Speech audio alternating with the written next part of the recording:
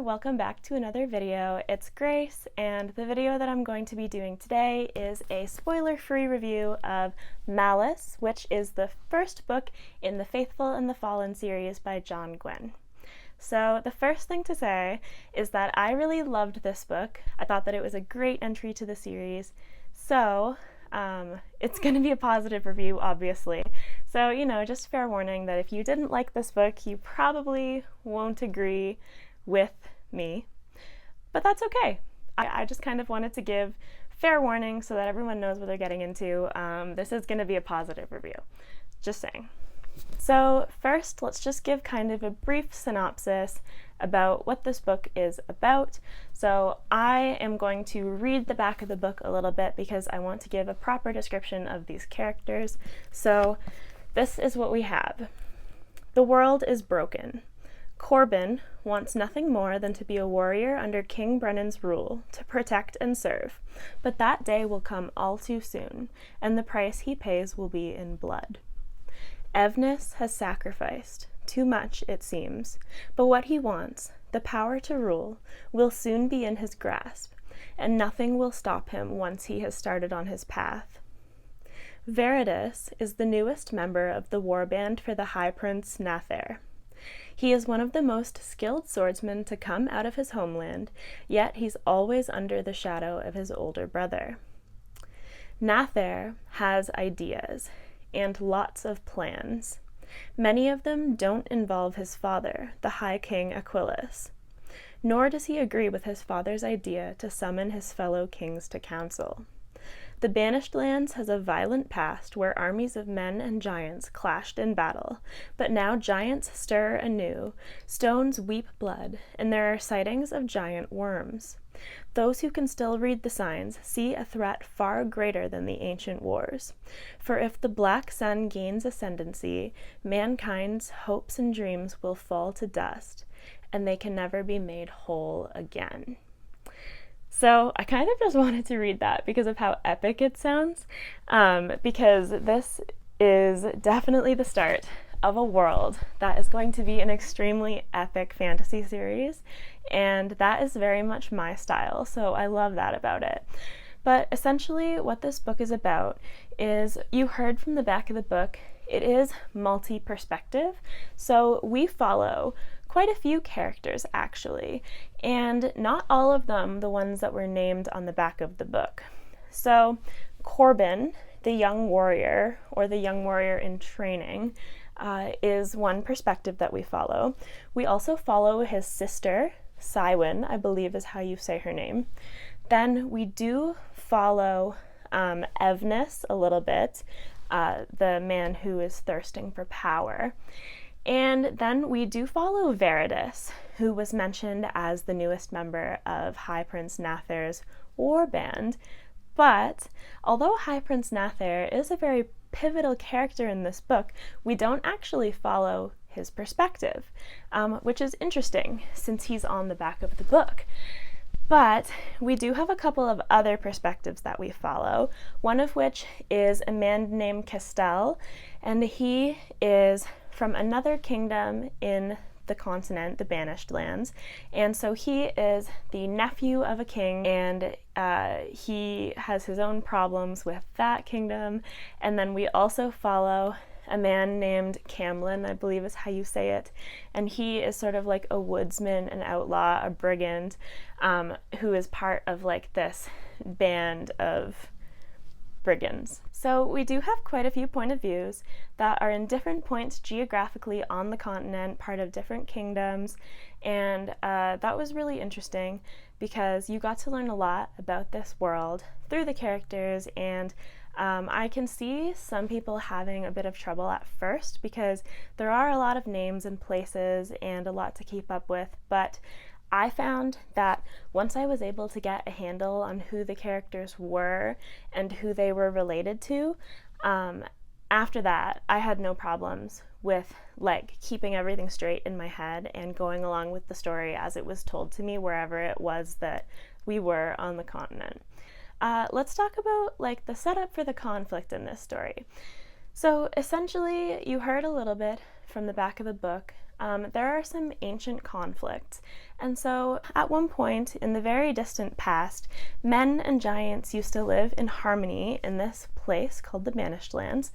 And at some point there was stirrings of war because the creator had a god counterpart called Azeroth who sort of like sowed distrust and discontent and essentially just chaos between men and giants. And there were a lot of wars in the ancient past, and there was this really catastrophic event called the Scourging of the World, where the creator came back to punish his creations for not living in harmony before he realized that this was actually Azeroth, the evil god's doing. And so in all of this conflict, Azeroth ended up confined to some place apart from the living world where essentially he couldn't sow his chaos anymore. And so things have stood this way for like a long time, thousands of years, until we get to the present day in the book. And essentially the signs that are mentioned, like stones weeping blood, giants stirring, and some other things like giant white worms, which are like these terrifying giant snakes, all of these are signs where it's prophesized that there's going to be another god war. And it seems like this like catastrophic conflict might be coming soon. But another important part of the prophecy is that there is going to be one hero called the Bright Star who is going to stand for the creator, essentially, against evil. And so someone is going to fit this prophecy, and we follow a lot of perspectives, so we don't exactly know who it's going to be, but I love this setup because I love like a god level conflict. I think that that is so interesting, and just to see like such a massive scale where humanity is sort of insignificant in a way, where like this conflict is going to happen no matter what, and people just have to prepare, and we're going to see what happens when it does come. I love that sort of thing. And I also really like prophecies. Like, I know that the whole chosen one is a trope that some people find done to death, but I still really like it.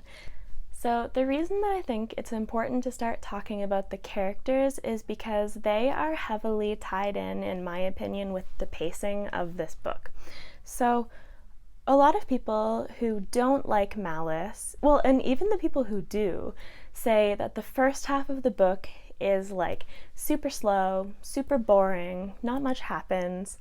And I will say that like they're right, sort of, because it is slow pacing. Like the first maybe 300 pages of this book do have slow pacing. Like that's a fact. But I rarely mind slow pacing in my books, as long as there's at least something interesting that we're building up to, or something interesting that we're doing in the meantime. And the first 300 pages were character setup. And I liked that because there are a lot of characters in a bunch of different places, and we need to get to know them somehow. And I thought that John Gwynne did a good job letting us get to know them in the first 300 pages, and that made me care about them. And so when things started to pick up, not only was I not confused trying to keep up with who everyone was, but I was also more invested. So when things started to pick up, they did not slow down until the end of the book. And the ending of this book was wild. And by all accounts, from everyone who's read this series, it doesn't slow down. Like, Valor picks up right where Malice left off, and the pacing continues to be fast from there. So when you consider like 300 pages of setup that I still found interesting, even though I can totally recognize that it was slowly paced, it didn't bother me at all. So while I do think that that's important to know, and if slow pacing bothers you, you might struggle through that part, it so far seems totally worth it in terms of what it was in there to accomplish and what it set out to do. And so it's already worth it, even just at the end of the first book. Okay, so let's actually talk about the characters now in this book, since I rambled a little bit about my opinion on the pacing as it relates to the characters, but let's talk about the actual characters. So my favorite point of view to follow, or I guess 2 points of view since they were in the same place, were Corbin and Cywin, and that's because I really love a good coming of age story, and I really love like a training to be a warrior story. Maybe that's like a trope that I'm discovering that I really like. And I think that one big reason that I like a good coming of age story is because when you start to follow a character when they're young, and Corbin is 14 at the opening of this book, there is the potential for so much growth. And even just in this book, which takes place over the span of like a year and a half, I think, we see so much from him. Like, he really does grow a lot already in this book, and it's almost like I'm proud. So I really liked Corbin. I liked watching him train to become a warrior. I thought it was really interesting, and just his arc in this book was really satisfying to me.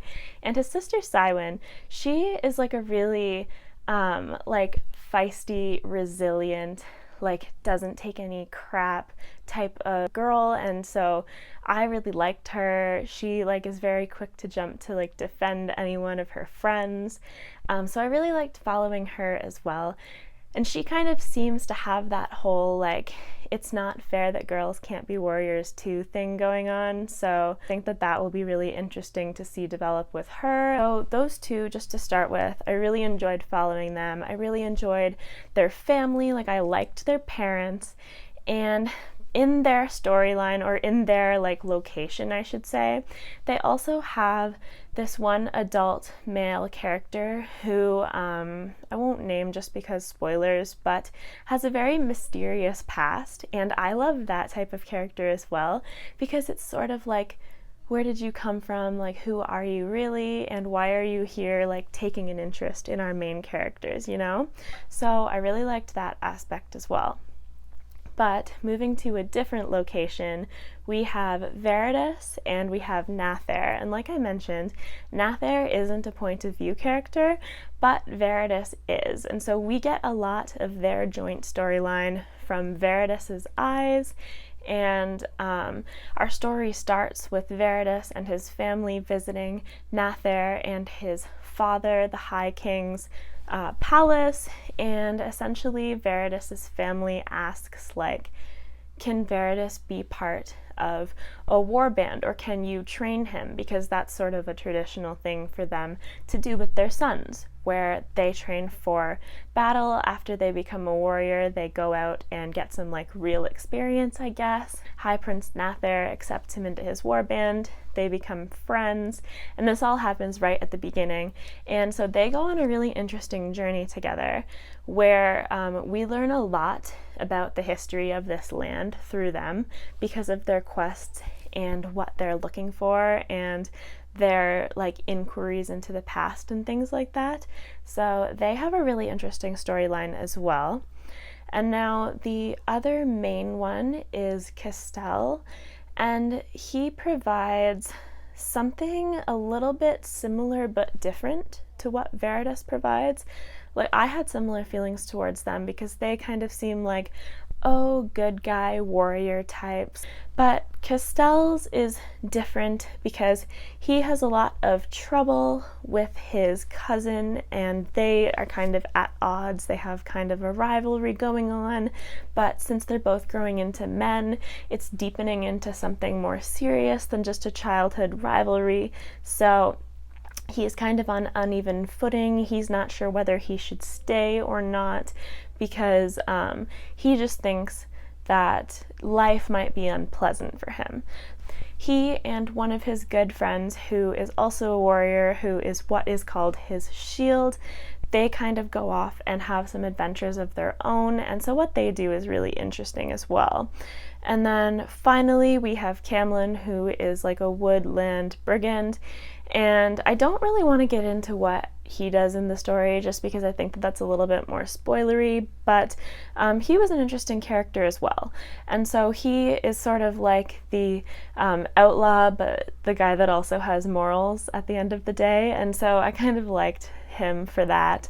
And that is all of the perspectives, I'm pretty sure. I really hope that I'm not missing one, but I don't think that I am. I knew it. We do have one more perspective, and that is Evnis, who is the king's counselor, who, right from the beginning of the book, has some really dark stuff going on, and you're not sure like what is going on with him. And so I wrote in my Goodreads review that like Evnis is definitely interesting, but sort of in the way that like a shark that's circling you in the water but could also like kill you at any moment if they wanted to is interesting. So I was a little worried about him. He had me a little bit on edge, but he was interesting. There's no denying that. Now let's talk a little bit about the plot of this book. I don't know how to talk about a plot without spoilers, but I guess suffice it to say that the ending of this book like knocked me off my feet. I'll leave my Goodreads review linked in the description as always, but I mean, you can just tell by the start of that review if you read it that what I thought. No, the ending of this book was rude, but essentially I have heard that John Gwynne is not afraid to kill his characters, and that is true. And that makes me like both excited and scared for the rest of the series, because I like stakes.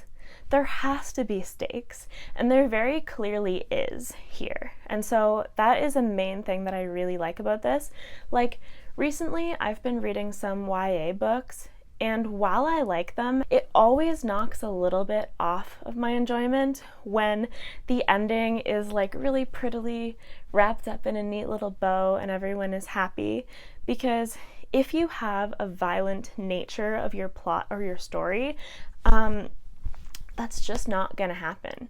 And John Gwynne obviously recognizes that, and while it causes me pain that he does kill characters, I also love that he does kill characters. So, yeah, I guess that's all I'll say about the ending, but I really don't know what else to say about this book. I did give it 4.5 stars, which I believe I said at the start of the video, but I thoroughly enjoyed it, and I really cannot wait to pick up Valor and continue with this series, just because I loved it. So, you know, if you're thinking of picking up this book, let me know. And maybe if this gave you the push that you needed to pick it up, also let me know. And please share your thoughts in the comments. So that is going to be it for this one. Thank you so much for watching. Click like if you liked the video. Click subscribe if you would like to see more from me. And I hope that you have a fantastic rest of your day. Bye!